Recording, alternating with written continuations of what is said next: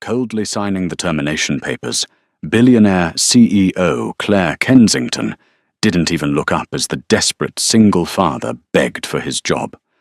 Security dragged him away. She thought she was just eliminating a weak link in her empire. She had no idea she had just destroyed the very man who dragged her from a burning wreckage 7 years ago. High above the bustling streets of Manhattan, inside the penthouse suite of the Chrysler Building, the air was suffocatingly tense. Claire Kensington, the 34-year-old self-made billionaire and founder of Aegis Global Logistics, sat perfectly still behind a massive desk of polished obsidian. Known across Wall Street as the Iron Maiden, Claire had built her shipping empire on a foundation of absolute precision and zero tolerance for failure. She wore a crisp-tailored Tom Ford suit, her sharp features set in a mask of total indifference, as she stared at the man standing on the opposite side of her desk. Ronald Sullivan looked like a man who had not slept in a year. At 39, he was the operations director for the Eastern Seaboard, normally a sharp and highly effective manager. Today, however, his suit was wrinkled, his tie hung loosely around his neck, and dark, heavy bags dragged down his eyes. His hands trembled slightly as they gripped the edges of the obsidian desk.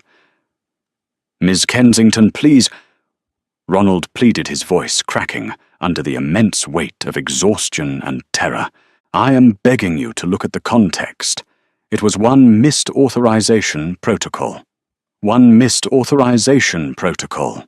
Claire repeated, her tone entirely devoid of warmth, that delayed a $50 million shipment of cryogenic surgical robotics bound for Johns Hopkins.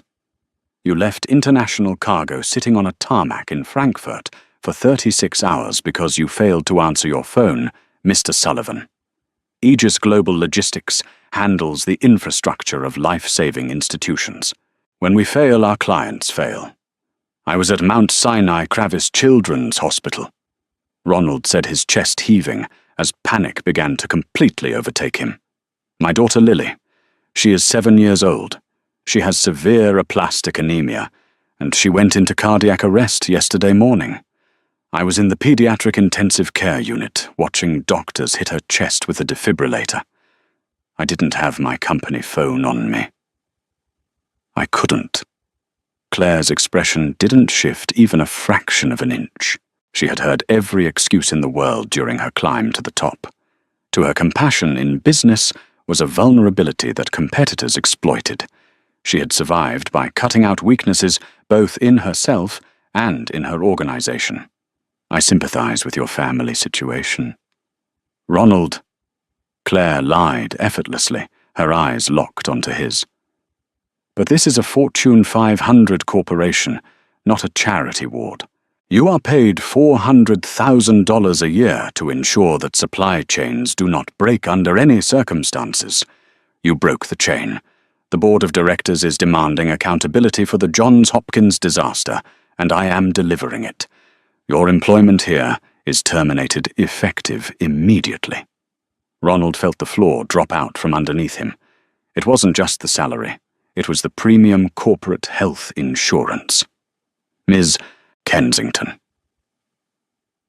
Ronald whispered, tears finally pooling in his exhausted eyes. "The Cigna Platinum policy. It's the only thing keeping Lily in that hospital. Her bone marrow transplant is scheduled for next month.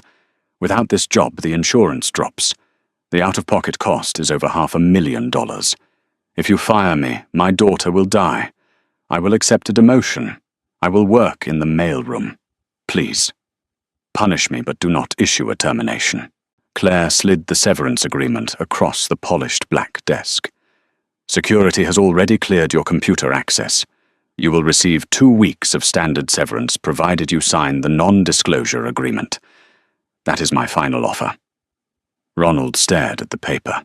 The harsh, fluorescent lights of the office seemed to hum violently in his ears. He looked at Claire, searching for a single ounce of humanity behind her designer glasses, but found only a corporate machine. Slowly, a profound, devastating defeat washed over him. He reached into his pocket, pulled out his heavy security badge and his company keys, and dropped them onto the severance document. "You are a monster," Ronald said, quietly, his voice hollow and broken. Claire pressed a button under her desk. "Escort Mr. Sullivan out of the building," she instructed the two massive security guards who instantly stepped into the office. Ronald didn't fight them. He turned and let himself be led out of the glass-walled office, leaving behind his career, his financial stability, and the only lifeline his critically ill daughter had left. Claire watched him go completely unbothered before turning her attention back to her quarterly earnings report. It was just another Tuesday. Outside on Lexington Avenue, a freezing November rain was pouring down, soaking Ronald to the bone as he stood on the curb, holding a small cardboard box of his desk belongings. He pulled out his phone and opened his Chase banking application.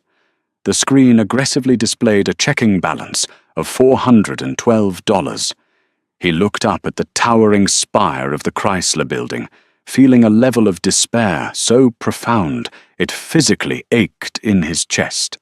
He had to go to Mount Sinai and tell his little girl that he had failed her. Later that evening, in her sprawling penthouse on Park Avenue, Claire poured herself a glass of expensive Cabernet. She stood before a floor-to-ceiling mirror in her massive master bathroom, letting her silk robe slide off her shoulders. She stared silently at her reflection. While the right side of her body was flawless, the entire left side of her torso, wrapping up over her shoulder and down to her bicep, was a jagged, twisted landscape of severe burn scars and extensive skin grafts. It was a secret she kept fiercely hidden from the world, concealed beneath high-collared blouses and tailored blazers. Looking at the scars always pulled her back to December of 2019. She had been traveling down Interstate 95 during a massive whiteout blizzard. A semi-truck had lost control on the black ice, plowing directly into her chauffeured Maybach, pinning the luxury vehicle against a concrete barrier. The chauffeur died on impact. Claire had been trapped in the back seat, her legs pinned under crushed metal, completely helpless, as leaking gasoline caught a spark. Flames had rapidly engulfed the vehicle. She remembered the agonizing heat, the suffocating black smoke, and the absolute certainty that she was going to burn alive. Then the window shattered. A man had appeared out of the blinding snowstorm. He reached into the inferno, ignoring the flames, licking at his own jacket, and grabbed her. The car's fuel tank had ruptured entirely, creating a massive fireball.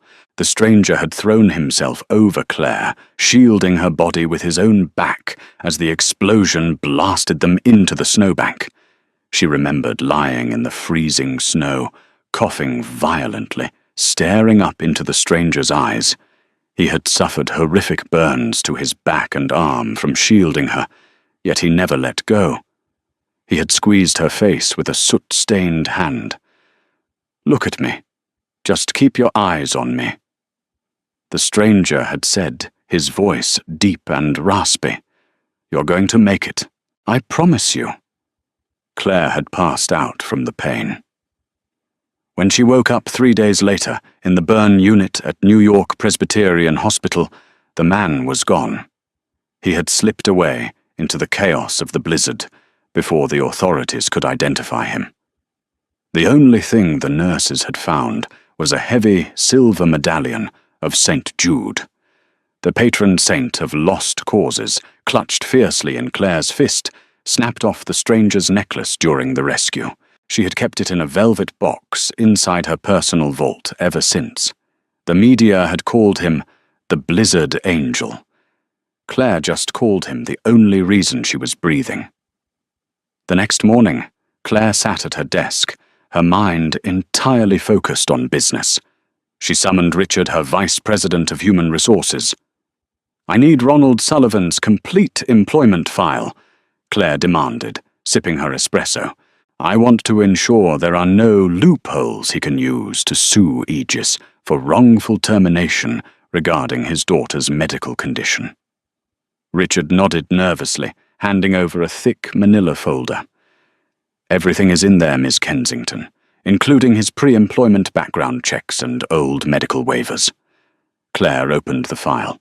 She bypassed the performance reviews and went straight to his employment history prior to corporate logistics. She scanned the document. Previous employment paramedic. FDNY, ladder 14. Yonkers District. Reason for leaving honorable medical discharge. Extensive thermal burns to the upper back and right extremity. Sustained off-duty. Claire's hand stopped moving. Her espresso cup rattled slightly against its saucer. She stared at the words thermal burns and off-duty. Frowning, she flipped to the next page. It was a medical accommodation form Ronald had filed when he first joined Aegis 5 years ago, requesting a specific ergonomic office chair. Attached was a doctor's note from a specialist at Mount Sinai, detailing the necessity of the chair due to severe third-degree burn grafting across the patient's scapula and right arm. A cold, creeping sensation began to spread through Claire's veins. It was a massive coincidence. New York was a huge city. Accidents happened every day. She tried to push the absurd thought out of her mind, but her hands were trembling as she flipped to the front of the file to look at the photocopy of Ronald's driver's license from 7 years ago.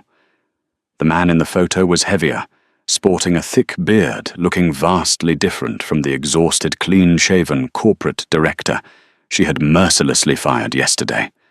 But the eyes, the intense, deep-set eyes, were identical. Suddenly the memory of his firing flashed in her mind, yesterday when he was leaning over her desk, begging for his job.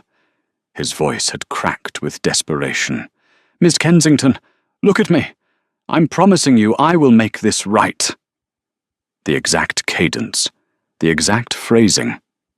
Claire sprang out of her chair, knocking her espresso over, sending dark liquid spilling across the obsidian desk. "Richard!" Claire shouted, her voice echoing sharply through the penthouse. "Where is the box?" "The box of Sullivan's desk belongings." Security placed it in the downstairs holding room to be mailed to his apartment. Richard stammered, stepping back in shock. "Bring it to me right now. Do not open it. Do not touch anything inside. Just bring it here." 5 minutes later, the cardboard box was placed on her desk. Claire tore it open, her perfectly manicured nails ripping the cardboard. She threw aside highlighters, corporate manuals, and a framed photograph of little Lily hooked up to a dialysis machine. She dug frantically to the bottom of the box. There, sitting beneath a pile of old receipts, was a worn leather keychain holding a few apartment keys.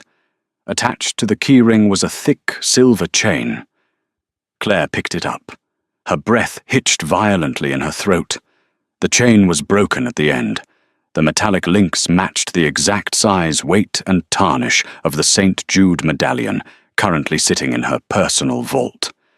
She ran her thumb over the broken clasp. The room started to spin. The corporate empire, the billions of dollars, the relentless drive for perfection, all of it vanished in an instant, replaced by the horrifying, undeniable truth. The man who had pulled her out of the burning Maybach. The man who had taken the flames so she could live. The man who had vanished without asking for a single dime of reward. It was Ronald Sullivan. And she had just taken away the only thing keeping his little girl alive. Dropping the silver chain onto her desk, Claire Kensington felt her vision blur. 7 years of ruthless corporate ambition, 7 years of building walls of ice to protect herself from ever feeling vulnerable again, shattered in a single agonizing heartbeat. She grabbed her phone with trembling fingers and dialed her head of security. "Get the helicopter ready on the roof. Right now." Claire ordered, her voice completely devoid of its usual icy composure. "Fly to the East 34th Street heliport. Call Mount Sinai Kravis Children's Hospital. Tell them I am coming." Rain lashed against the windows of her Sikorsky S-76 helicopter as it tore through the turbulent Manhattan sky. Claire sat in the leather cabin, her hands gripped so tightly around the St. Jude medallion that the metal dug into her palm. She had fired him. She had looked into the eyes of the man who had burned his own flesh to save her from a fiery grave, and she had coldly stripped him of his livelihood and his daughter's medical insurance. The overwhelming surge of self-hatred was almost suffocating. Landing at the helipad, she bypassed her security detail, sprinting through the freezing November downpour toward the hospital's main entrance. Her Tom Ford suit was soaked, her designer heels slipping on the wet pavement, but she didn't care. Inside the sterile, brightly lit corridors of the pediatric intensive care unit, the atmosphere was suffocatingly grim. Ronald Sullivan sat in a hard plastic chair beside a hospital bed, his face buried in his hands. Hooked up to a terrifying array of monitors and tubes was 7-year-old Lily. Her skin was devastatingly pale, her small chest rising and falling in shallow, labored breaths. Claire stopped outside the glass door, her chest heaving. Through the glass, she watched a hospital financial administrator in a grey suit approach Ronald. She pushed the door open just enough to hear the devastating conversation. "Mr. Sullivan, I am incredibly sorry," the administrator said, his voice laced with practiced sympathy. "But our billing department just received an automated termination notice from Cigna. Your corporate platinum policy was cancelled at 3 o'clock this afternoon.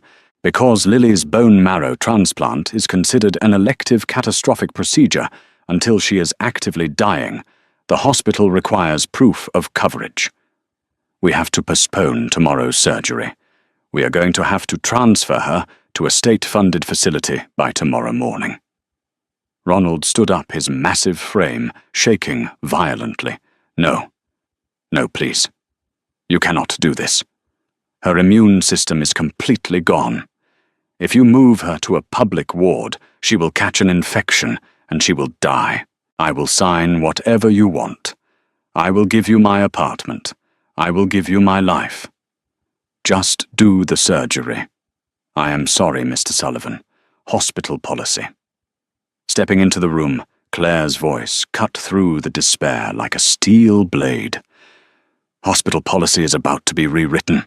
Ronald spun around, his bloodshot eyes widening in absolute disbelief and sudden blinding rage. "You! What are you doing here? Haven't you taken enough from us? Did you come to watch my daughter die?" Ignoring his fury, Claire walked directly to the administrator.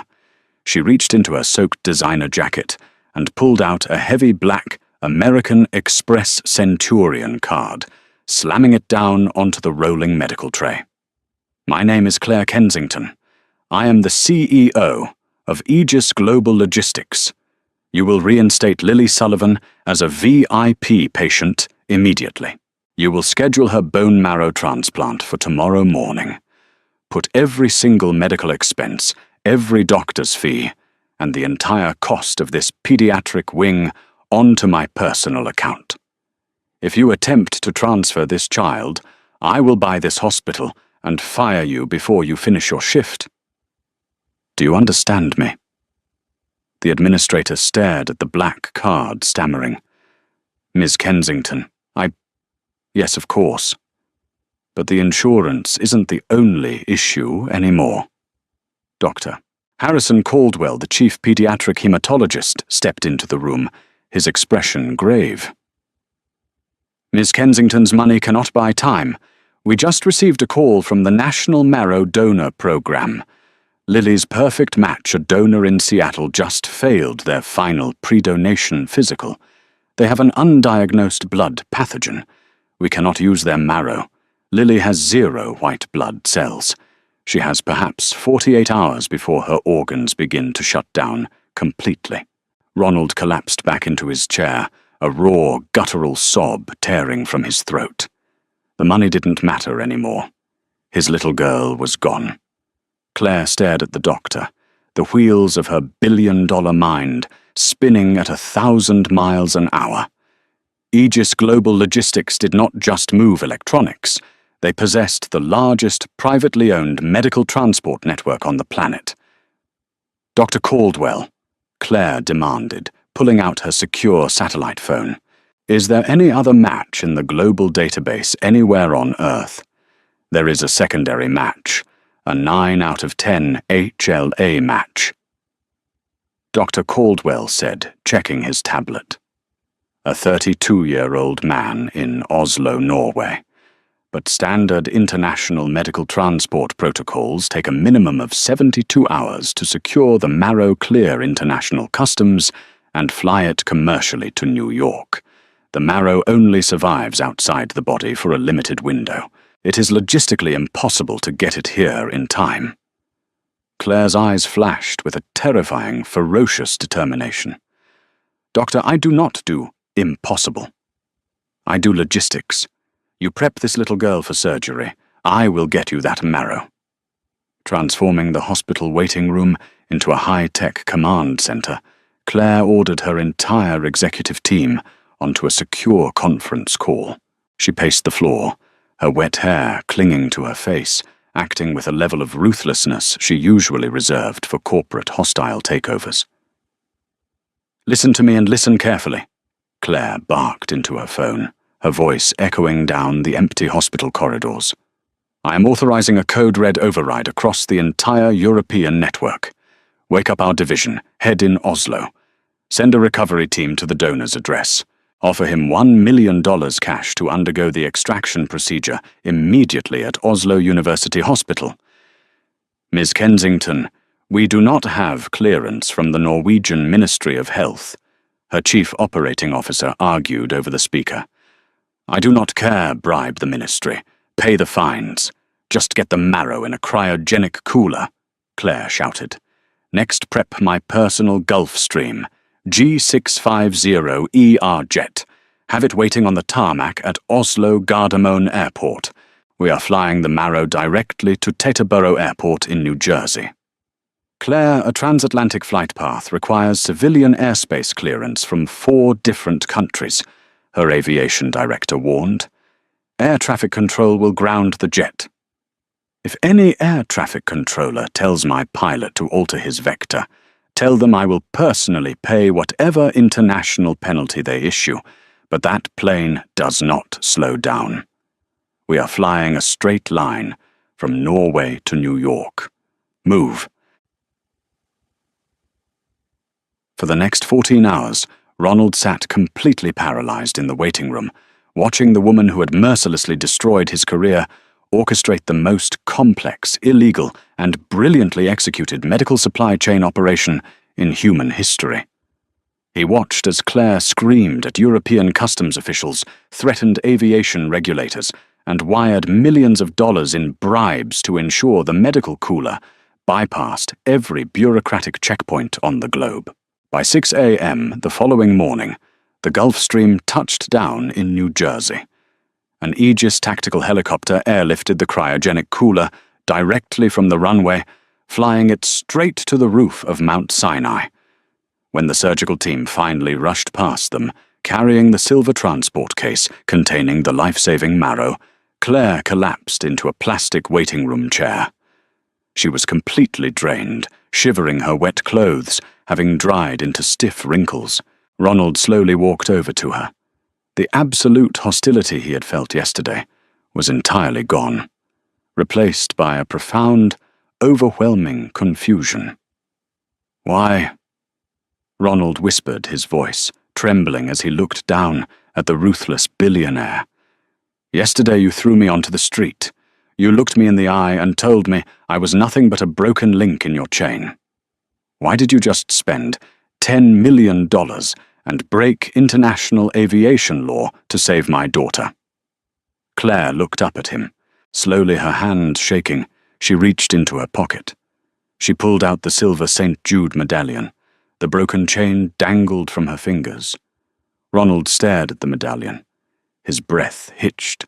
His hand instinctively went to his own pocket, where his apartment keys held the other half of that exact same broken chain. 7 years ago, Claire said softly, her voice cracking for the first time in her adult life. December 2019. Interstate 95.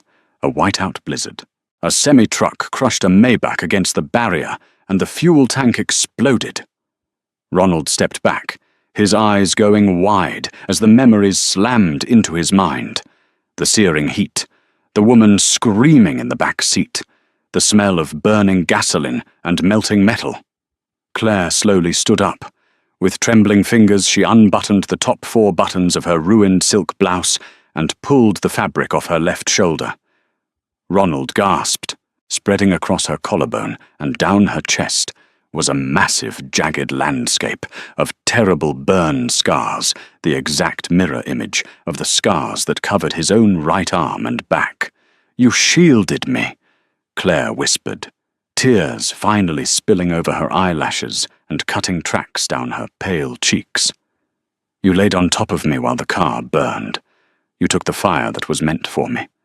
You told me to look into your eyes and promised I would make it. And then you vanished."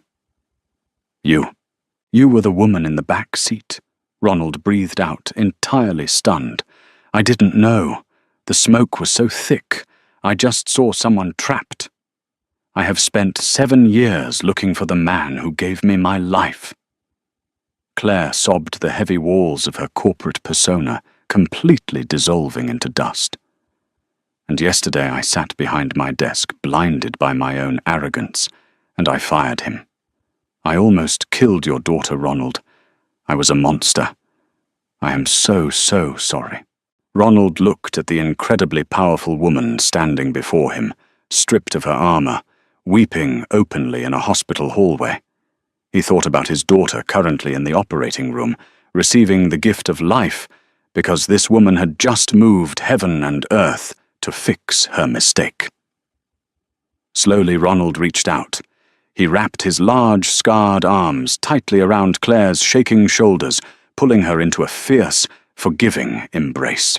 "You saved her," Ronald whispered into her hair, his own tears soaking her jacket. "We're even, Claire. We're even." 2 months later, the doors to the Aegis Global Logistics boardroom swung open. Claire Kensington strode into the room, looking sharper and more powerful than ever. But there was a new warmth in her eyes, a humanity that had not existed before. Following closely behind her was Ronald Sullivan. He was wearing a perfectly tailored navy suit, looking healthy, rested, and profoundly happy. "Ladies and gentlemen of the board," Claire announced, smiling as she took her seat at the head of the obsidian desk, "I would like to introduce our new Chief Operating Officer, Ronald Sullivan. Furthermore, I am announcing the immediate restructuring of our corporate HR policies. From this day forward, Aegis Global Logistics will fully fund a catastrophic medical relief foundation for the families of every single employee in our network. Because if we cannot protect our own people, our empire is worth absolutely nothing." Ronald smiled, looking out the window at the Manhattan skyline. Later that afternoon, he would leave work early. He had a date to take his completely healthy, energetic daughter to Central Park, accompanied by a billionaire CEO who had finally learned that the most valuable asset in the world wasn't logistics, but love. Did this breathtaking story of fate sacrifice and ultimate redemption touch your heart? Sometimes the universe brings people back into our lives for a reason, proving that an act of kindness is never truly forgotten. If you loved watching Claire transform from a cold CEO to Lily's fierce protector, please hit that like button. Share this incredible journey with your friends. To spread the inspiration, and subscribe to our channel for more powerful, real-life dramatic stories. Drop a comment below. What would you have done in Claire's shoes?